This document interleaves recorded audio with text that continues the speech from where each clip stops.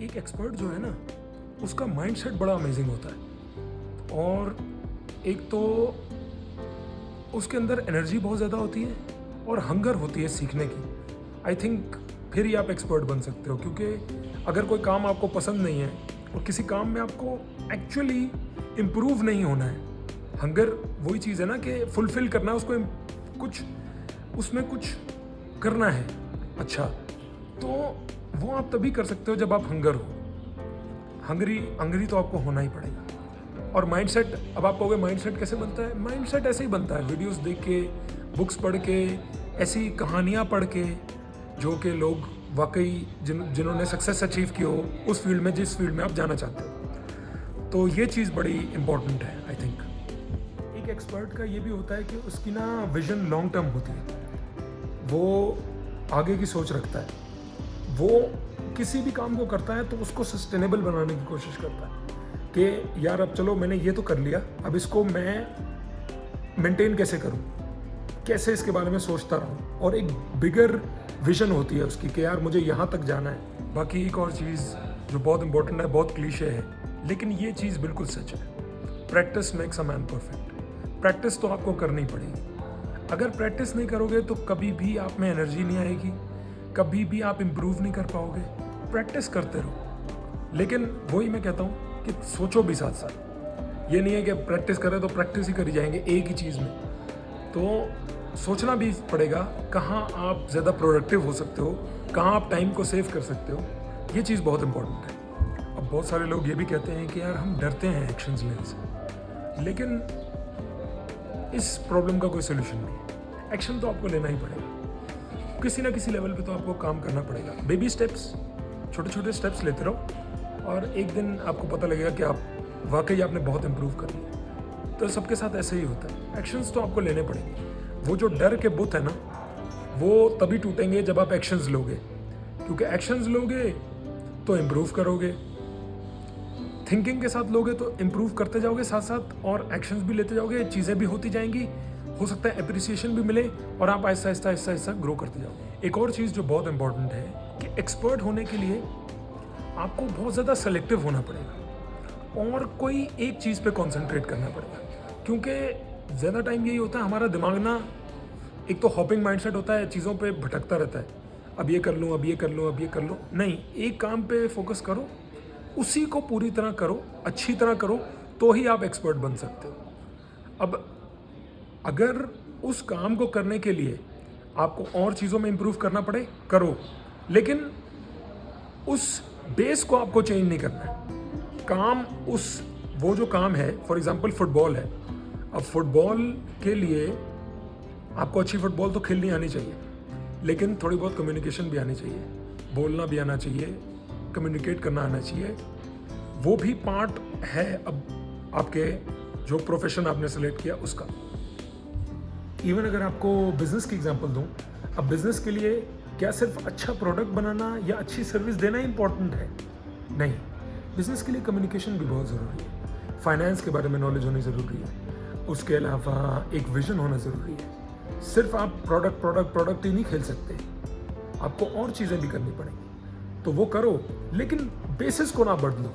क्योंकि अगर आपने कम्युनिकेशन इंप्रूव कर भी दी, सारा कुछ कर लिया, आपके प्रोडक्ट में ही दम नहीं है, तो आपका business is bound to fail. और अगर चल भी जाएगा तो शॉर्ट टर्म में चल जाएगा, लॉन्ग टर्म में फेल हो जाएगा। तो ये चीज़ बहुत इंपॉर्टेंट है। इसी से रिलेटेड एक और पॉइंट भी है, अटेंशन टू डिटेल। डिटेल्स में, बारीकियों में ढूंढो कि क्या चीज़ आप इम्प्रूव कर सकते हो। जैसे फॉर एग्जांपल बिजनेस भी करना है तो मार्केट में गैप्स को आइडेंटिफाई करो, कहाँ पे कोई ऐसी चीज़ है जिसमें, जैसे कहते हैं कि बिजनेस में कहते हैं कॉम्पिटिटिव एडवांटेज। आप अपना चेक करो कि आप कौन सी नीड है जो अनफुलफिल्ड है मार्केट में, और उस पे खेलो। तो इसको कहते हैं अटेंशन टू डिटेलिंग। और भी बहुत सारी एग्जांपल्स ले सकते हो।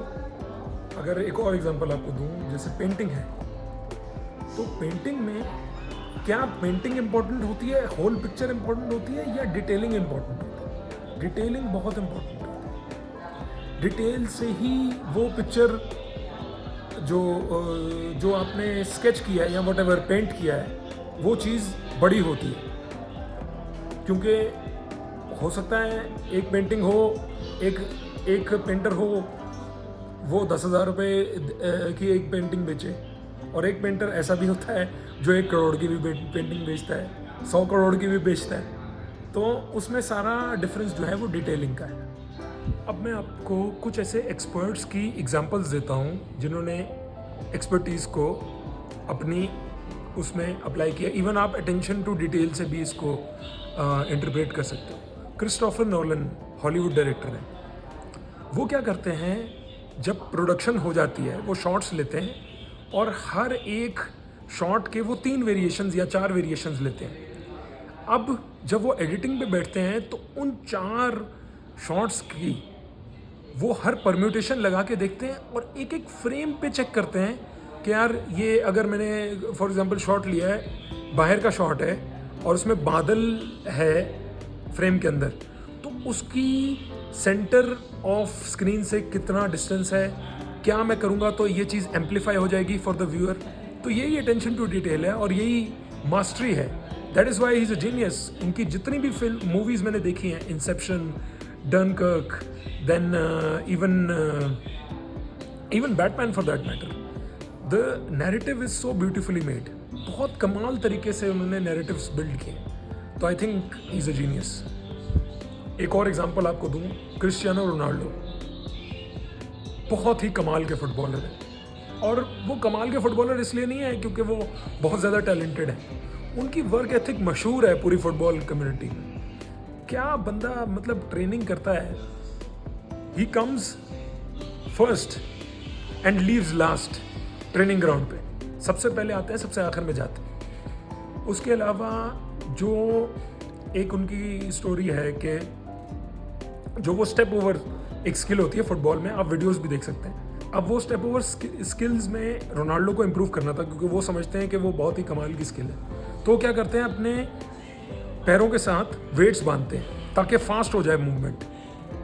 तो बहुत ऐसे एग्जांपल्स हैं रोनाल्डो की उसमें लाइफ में जो शो करते हैं कि he is a brilliant footballer and he is so hard working. हमेशा ट्रेन कर रहे होते हैं। उनके टीममेट्स ये कहते हैं कि he is an animal when it comes to training. ऐसा